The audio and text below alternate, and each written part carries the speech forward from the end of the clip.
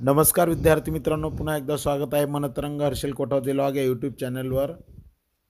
विद्यार्थी मित्रांनो, आत्ताच रायगड, रत्नागिरी, सिंधुदुर्ग या जिल्हा परिषदेचे कागदपत्र तपासणी वेळापत्रक जाहीर झाले असून ज्या नवनियुक्त शिक्षक शिफारस प्राप्त टेट धारकांची या जिल्ह्यांमध्ये निवड झाली आहे त्यांनी या व्हिडिओमध्ये जी काही लिस्ट किंवा जी काही तारखा दिल्या आहेत त्या तारखांना मात्र उपस्थित राहावं।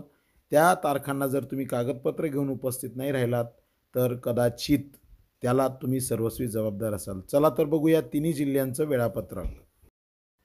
विद्यार्थी मित्रांनो, रायगड जिल्हा परिषदेचं वेळापत्रक असं आहे।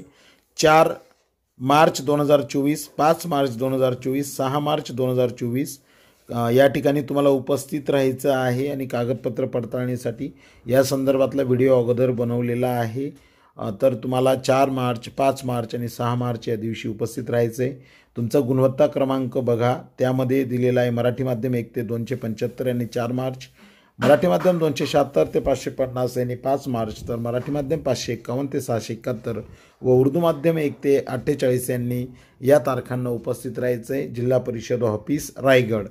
त्यानंतर पुढचं एक महत्त्वाचं बघूया, जिल्हा परिषद रत्नागिरीवाल्यांनी कधी उपस्थित राहायचं। ज्यांचं रत्नागिरीमध्ये सिलेक्शन झालं आहे त्यांच्यासाठी महत्त्वाचं पत्र उपस्थित झालेलं आहे आणि त्यांनी कधी उपस्थित राहायचं आहे तर सदर उमेदवारांनी कागदपत्रांची पडताळणी करण्यासाठी 29/2/2024 1/3/2024 या 2 दिवशी उपस्थित राहायचे। तुमच्याकडे वेळ कमी आहे, आज 27 तारीख आहे, म्हणजे 29 फेब्रुवारी आणि 1 मार्च या 2 दिवशी तुम्हाला उपस्थित राहायचं आहे। सकाळी 10 ते संध्याकाळी 6 वाजेपर्यंत Kamalabai Vispute English medium school, Kuwarbav, Ratnagiri या ठिकाणी उपस्थित राहायचं आहे। तरी आपण विहित उपस्थित राहून कागदपत्रांची पडताळणी करून घेणं गरजेचं आहे।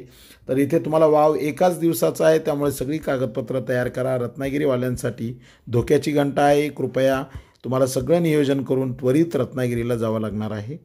त्यानंतर आहे सिंधुदुर्ग। सिंधुदुर्गमध्ये तुम्हाला कधी उपस्थित राहायचं आहे तर 4 मार्च, 5 मार्च आणि 6 मार्च हे 3 दिवस तुम्हाला दिलेले आहेत।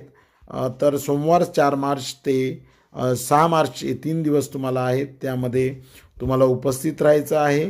आणि या संदर्भात उपस्थित राहण्यासाठी यामध्ये शिक्षण अधिकाऱ्यांचं पत्र उपलब्ध झालेलं आहे।